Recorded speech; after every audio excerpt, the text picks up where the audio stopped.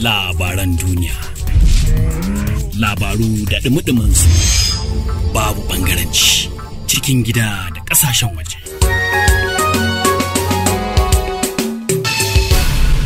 Unity.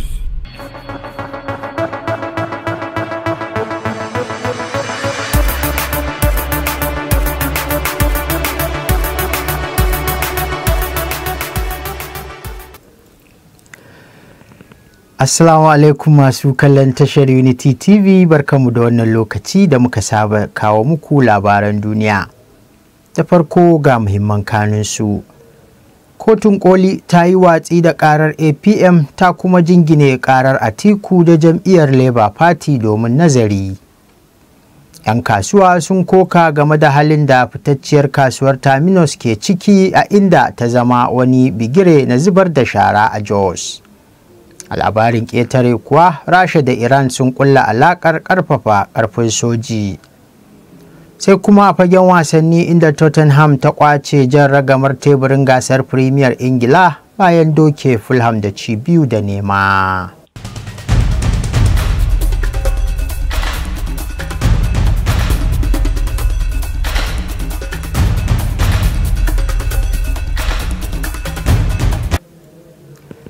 To kanin labaran kenan, yanzu ga cikakkunsu, mai karatu Suleiman Hassan.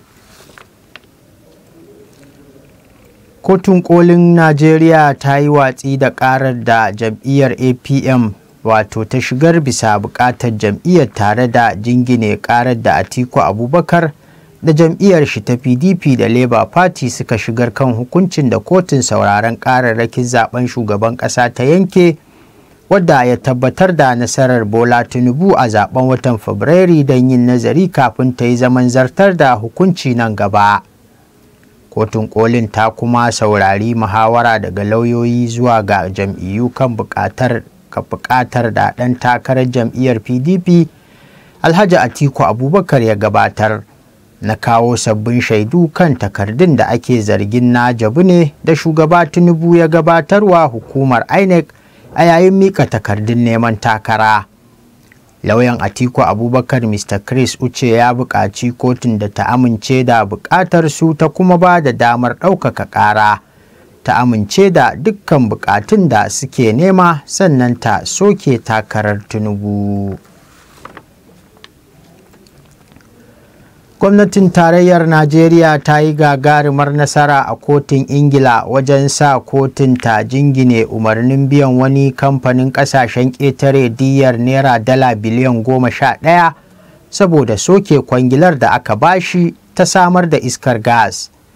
A shekarar 2010 ne dai gwamnatin tarayyar Najeriya ta baiwa kamfanin P&ID kwangilar shekaru 20 na ginawa tare da sarrafa iskar gas a sansaninsa da ke kudancin ƙasar nan, a yunkurin ganin an samu cin gajiyar arzikin makamashin da ake da shi a Najeriya.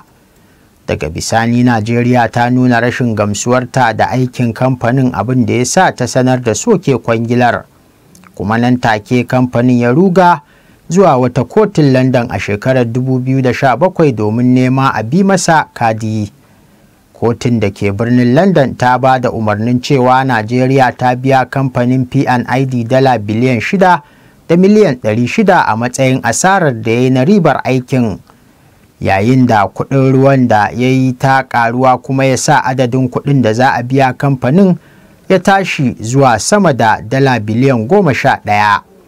Sai dai lauyoyin Najeriya sun ce ba a yi wa ƙasar nan adalci ba wajen wancan hukunci, saboda abin da suka kira ɓata suna da kamfanin P&ID ya yi da kuma maƙudan kuɗaɗe da ya bayar a matsayin cin hanci ga wasu manyan jami'an gwamnati domin samun kwangilar, tare da baiwa lauyoyin gwamnati cin hanci domin karɓar wasu muhimman takardu na gabatarwa a kotu.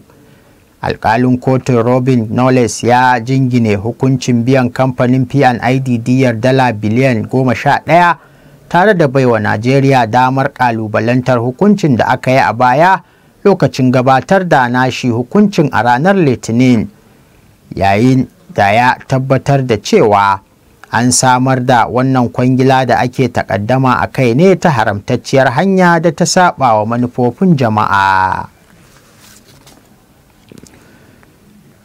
To a batun tsaro kuwa a nan gida jihar Plateau rundunar wanzar da zaman lafiya ta Operation Safe Haven da ke aiki ƙarƙashin Operation Haƙorin Damusa na 4 a tsakanin ranakun 16 zuwa 20 ga watan Oktobar nan ta 2023 ta hallaka wasu waɗanda ake zargi ɓata gari ne da kuma wasu mutane 73 da ake zargin su da aikata laifuka da suka haɗa da wato garkuwa da mutane, kai hare-hare, satar shanu, hada-hadar makamai, lalata amfanin gona da kuma kwato makamai da alburusai da kuma miyagun kwayoyi da dama.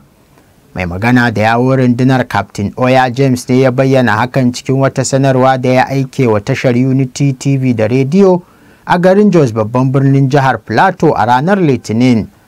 A cewar Captain James a tsakanin ranakun da ake magana a kai, dakarunsu sun hallaka ɓata gari 4 sun kuma kama mutane 73 da ake zargi da wato makamai da alburusai, sun kuma kama wasu 37 da ake zargin masu yin garkuwa ne domin karɓar kuɗin fansa. Kana kuma sun kubutar da wasu mutane 4 da aka yi garkuwa da su da kuma kama mutane 2 da laifin satar shanu. Har wa yau Captain James ya ƙara da cewa sun kuma samu wasu wato mutane 4 da ake zargi da safarar miyagun ƙwayoyi. Ya ƙara da cewa dakarunsu sun kuma daƙile hare-hare guda 5 da aka yi yunƙurin kaiwa akan wasu garuruwa, kuma sun kai ɗaukin kiran gaggawa guda 28 da aka yi musu nan take. Wasu da ke kasuwanci a kasuwar Terminus da ke babban birnin Jos ɗin jihar Plateau sun koka matuƙa game da yadda kewayen kasuwar ya zama wajen zubar da shara, wadda hakan a cewarsu yake sanya tsaiko ga kasuwancinsu. Har wa yau sun koka game da yadda gwamnati ta gaza wajen mayar da 'yan kasuwa cikin harabar kasuwar domin wato gina shaguna da rumfuna maimakon talle da yin kasuwanci a kan hanya, ta hakan ke janyo matsaloli ga masu motoci da matafiya haɗa da sauran masu ababen hawa.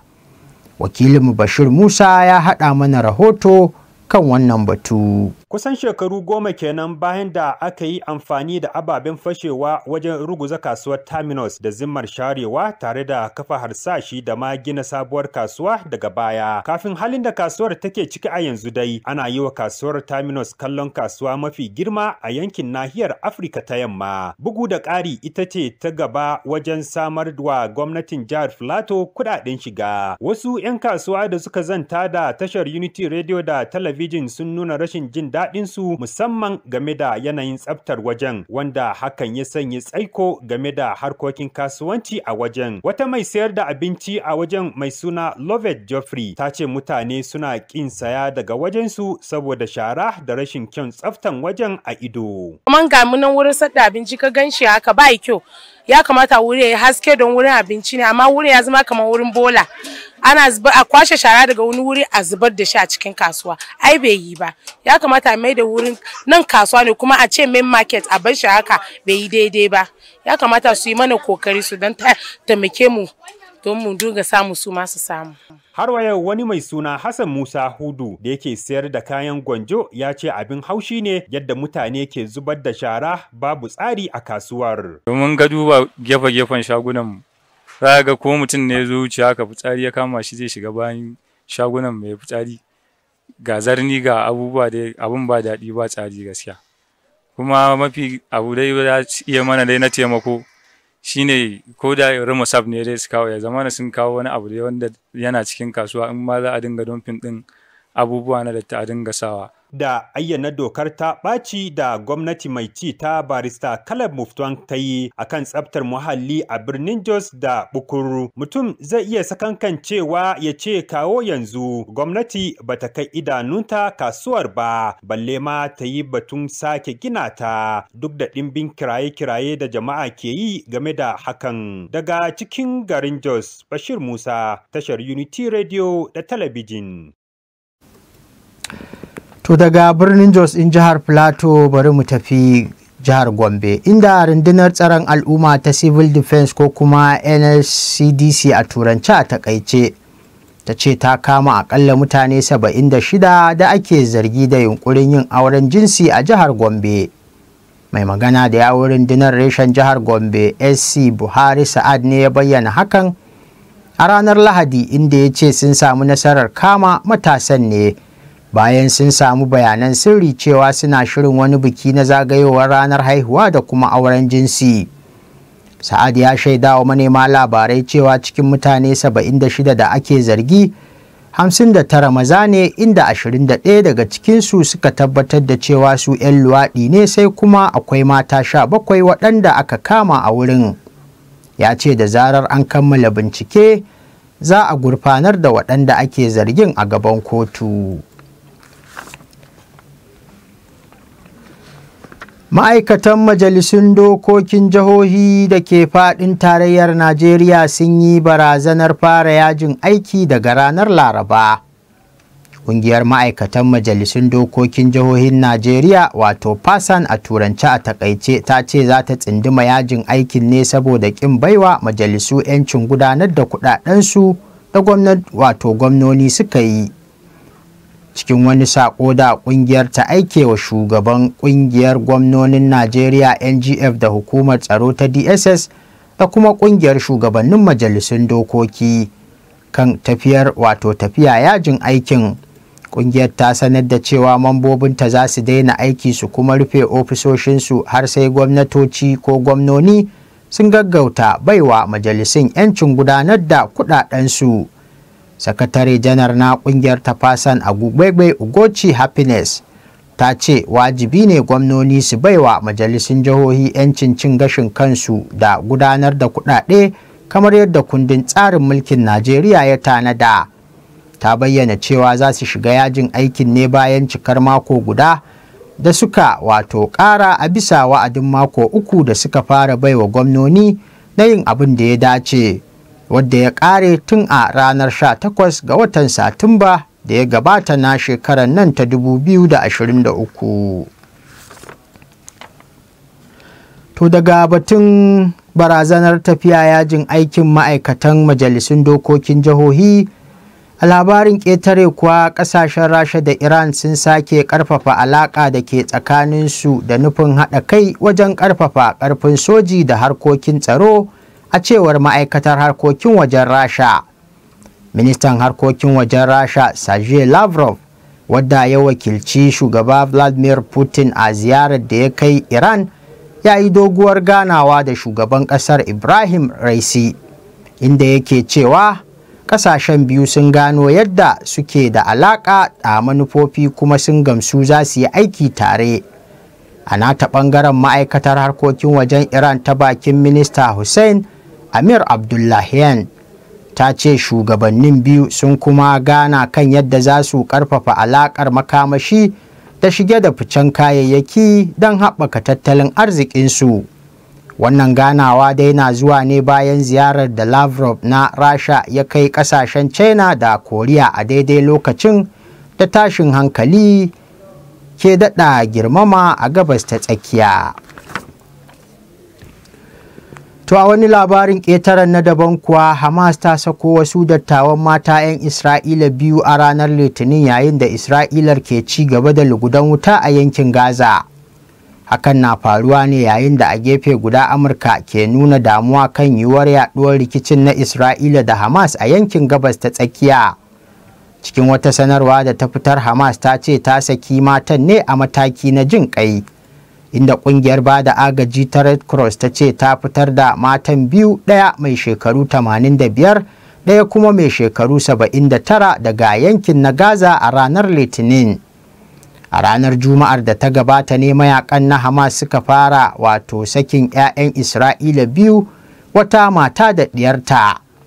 Jami'ai a Washington sun ce suna ba Isra'ila shawara da ta jinkirta shirinta na kutsa kai cikin yankin na Gaza domin a samu ƙarin lokacin da za a yi tattaunawar sulhu don a sako sauran Yahudawan. A gefe guda kuma zanga-zangar nuna goyon bayan Falasɗinawa ta karaɗe manyan biranen Jamus tun bayan ɓarkewar rikici a tsakanin Isra'ila da ƙungiyar Hamas. da ya laƙume dubban rayuka. Mahukuntan Jamus dai sun ce sun ɗauki matakin hana zanga-zangar a sakamakon barazana da take yi wa tsaron ƙasar. Sai dai masu zanga-zangar sun ce shiri ne kawai na hana su 'yancin faɗin albarkacin bakinsu.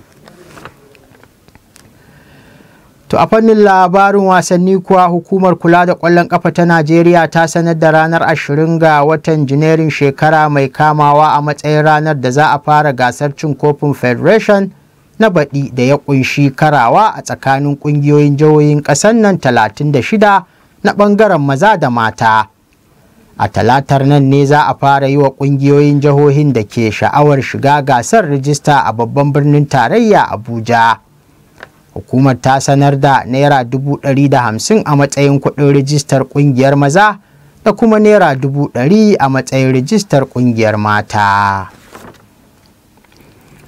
To a wani labarin wasannin, ƙungiyar ƙwallon ƙafa ta Tottenham ta koma saman teburin gasar Premier Ingila yayin da Son Heung-min da kuma James Maddison suka ci ƙwallaye da suka baiwa ƙungiyar nasara a karawar da ta yi da Fulham a daren ranar Litinin. An tashi karawar ne dai da ci 2-0, inda kawo yanzu Tottenham ba ta yi rashin nasara a wasanni 9 da ta fafata na gasar Premier bana ba. Tottenham ta tsallake Manchester City da Arsenal da kuma Liverpool, inda ta bayar da tazarar maki 2 a saman teburin gasar. Fulham ce kaɗai ta iya lallasa Tottenham a bana, inda ta yi wa Jarrod da ita a gasar League Cup a bugun fenariti. To waɗannan tagwayen labaran wasanni su ne suka kamu ƙarshen rahotannin da muka yi wa mai kallo tanadi a daidai wannan lokaci daga nan tashar Unity TV da ke birnin Jos ɗin jihar Plateau a tsakiyar arewacin tarayyar Najeriya. Amma kamar yadda muka saba tunatar da mai kallo kafin mai sallama, za a iya ci gaba da bibiyar ƙayatattun shirye-shiryenmu domin kallon su a kafafenmu na sada zumunta da suka hada da Facebook, Twitter, YouTube, Instagram da sauransu duk at Unity FM TV. A madadin kowa da kowa, musamman tawagar injiniyoyin da suka tabbatar da zuwan labaran kan kwalbar talabijin da wayoyin hannunku ƙarƙashin Awal Ibrahim GSM da abokin aikin shi Shamsuddin Kabir Albashir. Bashir Musa shine tace labaran, ni kuma Suleiman Hassan na karanto muku. A madadin su baki ɗaya nake mana fatan alheri, mu kasance lafiya. Labaran duniya, labaru da ɗumi-ɗumin su, babu ɓangaranci, cikin gida da ƙasashen waje.